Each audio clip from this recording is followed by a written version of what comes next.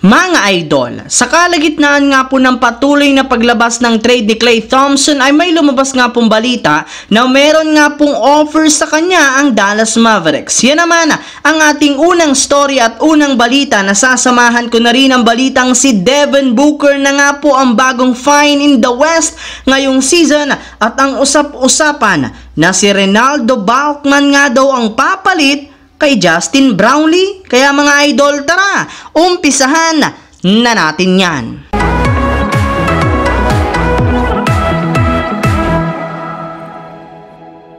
Simula nga po mga idol nang kumalat ang balitang wala pang ginagawang pag-uusap ang kampo ni na Klay Thompson at ang Golden State Warriors ay sunod-sunod na nga po ang pagsila basa ng mga trade rumors patungkol sa kanya ngayong araw. May ilan na rin naman nga pong mga nabanggit ngayon ng mga teams na pwede nga pong magka-interest sa kanya, kagaya na lamang ng Clippers, Lakers, Houston Rockets, Miami Heat at Dallas Mavericks. Yes mga idol, maging ang Mavericks interesado na rin naman na makuha si Thompson sa pamamagitan ng trade. Sa katunayan, ayon nga po sa pinakahuling inilabas na balita, meron na nga po silang nakahandang offer sa Golden State Warriors kapalit si Klay Thompson.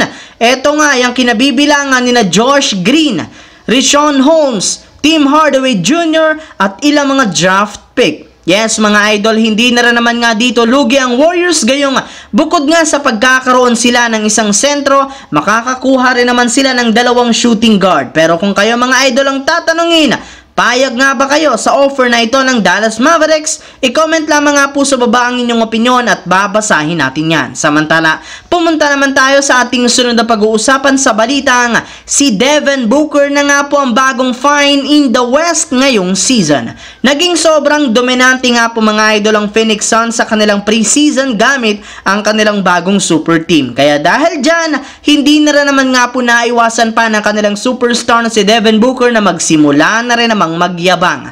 Ayon nga po sa naging pahayag nito sa media, hindi nga po niya alam kung papaano sila babantayan ng lahat ng kanilang makakalaban since meron nga sila ngayong tatlong superstar na kayang magtala ng puntos. Yes mga idol, hindi nga daw po uubra ang double team o triple team sa kanilang kupunan, gayong kasama rin naman niya dito sina Kevin Durant at Bradley Beal. At dahil nga po sa naging pahayag na ito ni Booker, nangangamoy na nga na parang sinasabi nito na maayos ang kanilang kalagayan sa Western Conference. Yes mga idol, siya na nga po ang bagong bersyon ng Find in the West ni Ja Morant ngayong season, sadyang mas pahambo lamang nga nitong sinabi ang kanyang naging pahayag. Habang dumiretso naman tayo sa ating huling storya sa balitang si Renaldo Balkman nga daw ang papalit kay Justin Brownlee. Isang malaking palaisipan pa rin naman nga po mga idol ngayon kung sino nga ba ang ipangpapalit ng Barangay Ginebra kay Justin Brownlee bilang kanilang import since inaasahan nga po na masususpinde ito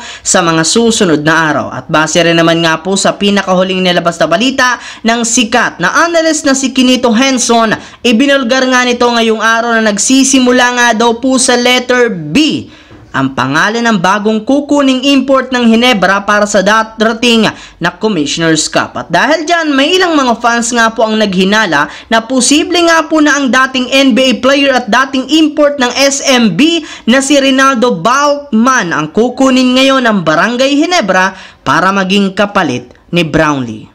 Ang videong ito mga idol ay hatid sa inyo ng Aurora Game, isang play-to-earn mobile app na kung saan pwede kang kumita habang nag-e-enjoy ka. Maraming mga games dito mga idol gaya ng Color Game na alam kong siguradong mananalo kayo, Dragon versus Tiger na simple lang pipili ka lang kung Dragon ba o Tiger ang mananalo. Meron ding Toss a Coin na alam kong alam nyo na at marami pang iba. Sobrang dali lang mag-register gamit lang ang iyong mobile number, hintayin ang verification code at gumawa ng password. Madali lang din mag-cash in at pag panalo, cash out agad gamit ang iyong GCash account. Kaya ano pang hinihintay nyo mga idol?